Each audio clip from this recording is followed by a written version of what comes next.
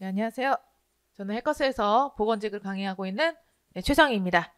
자, 2022년도 제1회 서울직 보건직 기출문제 해설 특강을 하도록 하겠습니다.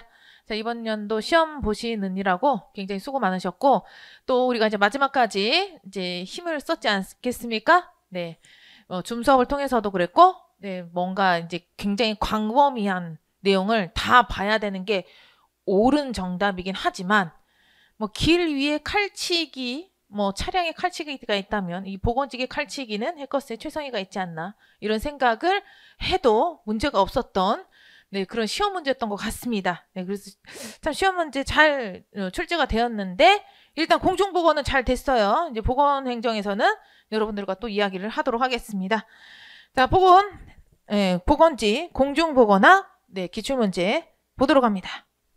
역사 파트에서는 한 문제 출제가 되는데 이번에는 위인에 대한 역사적인 시기에 대해서 시험 문제가 이렇게 출제가 됐네요. 그래서 1번 같은 경우에 파스텔이 광견병 백신의 개발이 된 거는 1885년. 1885년. 여러분들 그거 해설을 다 써놨습니다. 그 다음에 존 스노우의 콜레라에 관한 역학조사 보고서. 이거는 1855년. 그 다음에 코후에 결핵균이 발견되었다라는 거는 1882년. 그 다음에 비스마르크에 의한 세계 최초 근로자 질병보호 제정을 하게 된 것은 1883년이죠. 83년. 그러다 보니까 가장 시기적으로 늦게 된 것은 파스테리의 광견병 백신 개발 1번으로 찾으시면 됩니다. 자, 그 다음에 두 번째죠.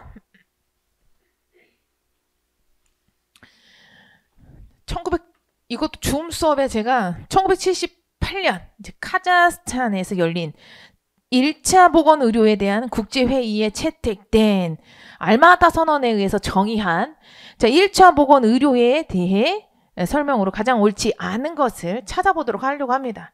줌 수업의 마지막 이틀 전에 뭐라고 그랬어요? 내가 이러한 역사까지 가르쳐야 되나? 네, 그런 말을 했었습니다. 이게 러시아 사태가 이렇게 벌어지게 되면서 카자흐스탄이나 뭐나 이렇게 나오게 됐는데 예전에는 다 같은 국가였다라고 그렇게 하면서 이 카자흐스탄이 알마타가 이렇게 나오게 되더라도 그것에 대해서 역사적인 내용이다라고 지금 현대 시대, 지금 현 시점에서 지금 문제가 되고 있는 하나의 동네 이야기가 좀 나오긴 했는데 일단은 여기에서는 가장 쉬운 문제였습니다.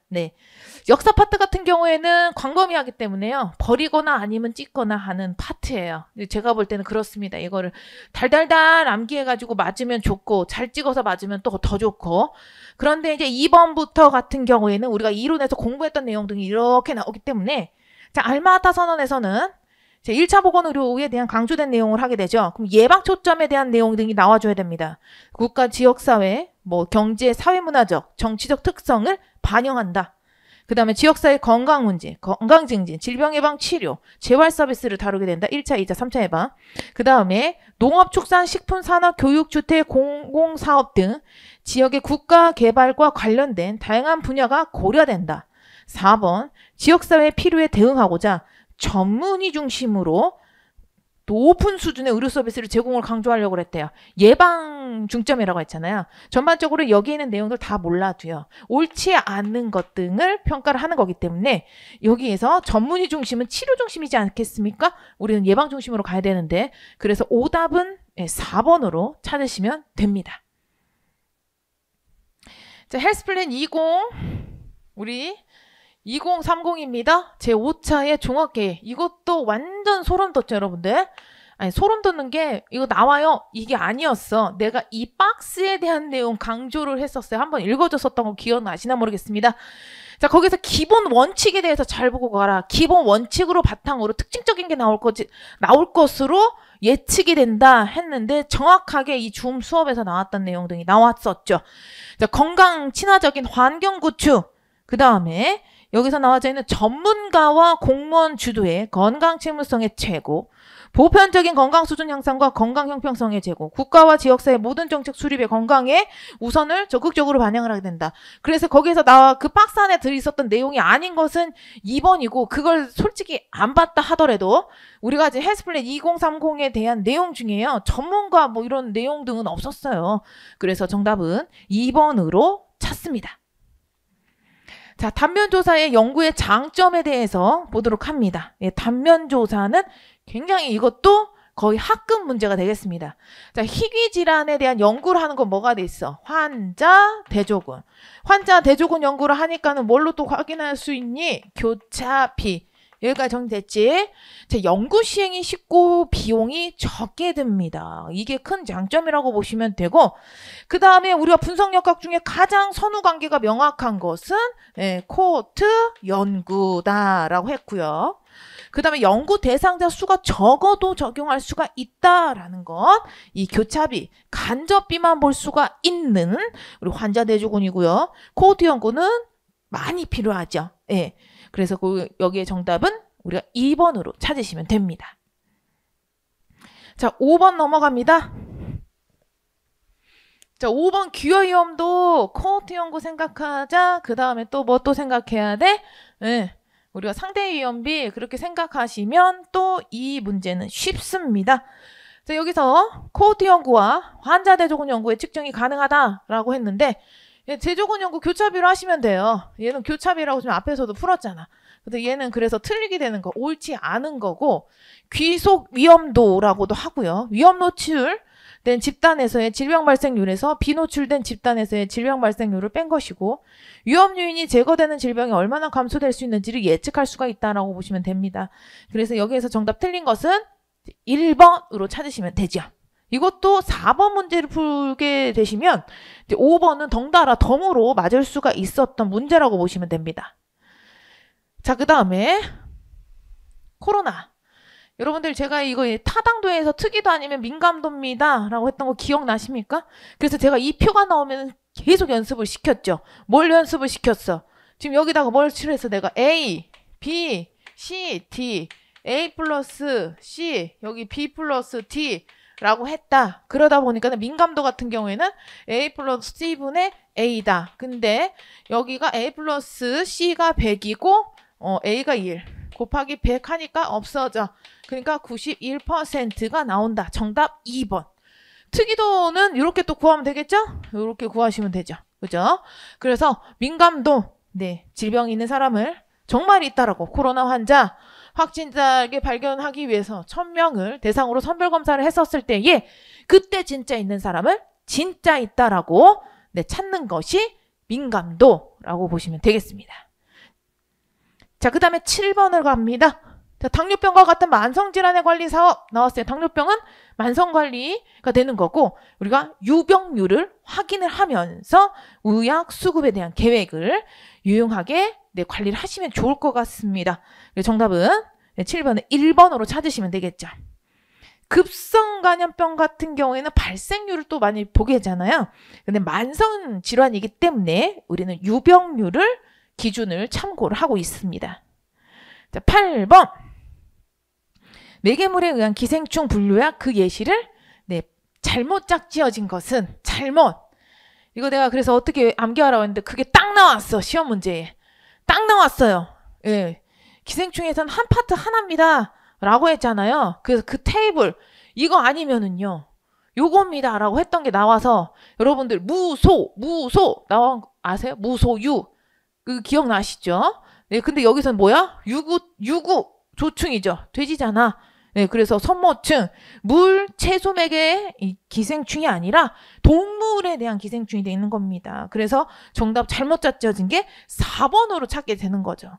이거를 내가 기억을 하라고 했었잖아, 이거. 얘 짝꿍이 무소 하면은, 유는 돼지다라고 해가지고 아마 이거를 보면서, 어머, 웬일이야 이러면서 잘못된 것을 여러분들이 쉽게 찾지 않았을까라는 생각을 하게 되고요.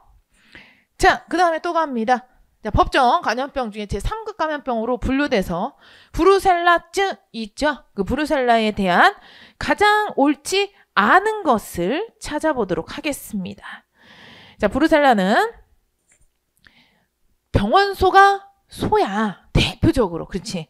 소, 돼지, 개, 염소. 일단 가축에서 이렇게 발생을 하게 되는 거고, 파상열이다라고 하는 인수공통 감염병이야. 여기까지 이게 같지? 근데 야외에서 풀밭에 누워서 눕는 일을 삼가하고 2, 3년마다 백신 접종하는 것이 좋다? 이거는 찐득이나 이, 쥐, 등줄기 이런 것들이 관련이 있게 되는 거잖아요. 그래서 3번 아예 관여가 없고요. 그 다음에 감염 경로는 오염된 음식이야. 그 음식 중에서도 어떤 거야? 네, 뭐 고기가 되겠죠. 네, 이런 고기. 그래서 이제 그 육류 고기가 되는 거고, 브루셀라균은 오염된 먼지에 의해서도 감염된 가능성이 있기 때문에 도축을 하시거나 뭘 하시거나 했었을 때 개인위생, 샤워도 잘 하셔야 되고요. 개인위생 철저히 좀 하셨으면 좋을 것 같습니다. 자, 이것도 문제가 굉장히 좀 쉬웠다. 예, 정답은 3번. 자, 그 다음에 10번 보도록 합니다. 자, 감염병 예방 및 관리에 관한 법률상 감염병의 신고 규정에 대한 설명으로 가장 옳지 않은 것은 2급과 3급 감염병의 경우 24시간 신고하시면 되고, 감염병 발생 보고를 받은 의료기관의 장은 보건복지부 관할 또 보건소장에게 신고를 한다. 네, 보건소장한테 신고를 하시면 되겠죠. 보건복지부 장관한테 어떻게 신고, 거기까지는 자기가 하는 일은 아니야. 네, 그렇죠. 그래서 기관장 같은 경우에는 보건소에다가 신고만 하시면 되겠습니다. 감염병 발생 보고는 소속 부대장은 관할 보건소장한테 이렇게 신고를 하시면 되고요. 의료기관 소속되지 아니한 의사는 감염병 발생 사실을 관할 보건소장에게 신고를 하시면 되겠습니다. 자, 그래서 여기서 정답은 2번이 오답이다. 자, 그 다음에요. 대기오염 사건 중에 발생한 아황산가스가 포함되지 않는 것은, 환경 파트에서는 이 문제가 출제가 되었네요. 그 정답 같은 경우는 여기서 나와져 있는 게 멕시코, 멕시코의 포자리카의 사건으로 보시면 되겠습니다. 그래서 포자리카는 황화수소 가스 누출 사건으로 인해서 굉장히 유명했죠. 그래서 이것도 이제 우리가 밴드에다가 제가 다시 올려놨었는데, 그거 한 번 더 봤었으면 나 맞았을 수도 있었을 것 같아요. 자, 그래서 요거는 그냥 보편적으로 막 열심히 봤다가도 한 번은 생각해보고 넘어가야 될 시험 문제였을 것 같습니다. 쉬웠던 사람한테는 굉장히 쉬운 문제였고요. 아니었던 사람들한테는요, 고민하면 했지만 그래도 정답으로 맞았을 거라고 생각을 합니다. 자, 12번입니다. 자, 보기에서 설명하는 수질오염의 지표를 물어봤습니다. 자, 수중에 유기물질 나왔습니다. 호기성 상태에서요, 미생물에 의해서 분해되어 안정화되는데 소비되는 소비량입니다. 여기서 힌트 하나 얻었죠? 유기물질 함량을 간접적으로 측정하고 하수의 오염을 확인할 때 사용하는 지표는 해서 우리 생물화학 산소 요구량 BOD를 찾으시면 되겠습니다. 정답은 4번이죠. 이 문제도 기출문제나 거의 똑같이 나왔기 때문에 평이했을 것이고, 기온 파트 같은 경우에는요, 전반적인 내용을 다 물어봤어요. 다 물어봤는데 딱 힌트가 나왔어요. 뭘 생각하면 돼? 기온 역전을 생각했었으면 아마 시험 문제는 쉬웠을 것이다. 자, 일반적으로 기온이란 지상 1.5m 높이에서의 대기의 건고 온도를 말하는 거고, 인간의 의복에 의해서 체온을 조절할 수 있는 우리가 외기 온도의 범위량은 대략 10에서 26도가 되게 되는 거고, 자, 성층권에서는 고도가 높을수록 온도가 상승한다라고 수정을 해주시면 되겠죠. 연교차는 저희도보다는 고緯도에서 크다. 네, 정답은 그래서 3번이 오답으로 처리를 하시면 되겠습니다. 자, 14번은 산업장애 작업 환경 관리 중에 격리에 해당이 되는 겁니다. 자, 격리에서는 제가 보호구 착용하는 것도 나를 기준으로 했었을 때에 바깥에 있는 외부 물질 등이 나에게 못 오도록 하는 거기 때문에 보호구도 격리의 하나다라고 말씀을 드렸었어요. 그래서 여기에서 개인 보호구가 착용하는 거 1번이 정답이 되는 거고, 자, 위험시설을 안전시설로 변경하고 독성 물질이 적은 것으로 이렇게 변경을 한다거나, 이거 같은 경우는 우리가 대치로 보시면 되고, 그 다음에 분진이 많을 때 국수배기 장치를 통해서 우리가 배출한다? 이거는 이제 환기로 해서 보내시면 되겠습니다. 그래서 정답은 격리 1번으로 찾으시면 됩니다. 자, 그 다음에 다이옥신 같은 경우는 기출문제에서도 풀었었고요. 우리 교재 313페이지, 334페이지를 참고를 하셔서 풀으시면 돼요.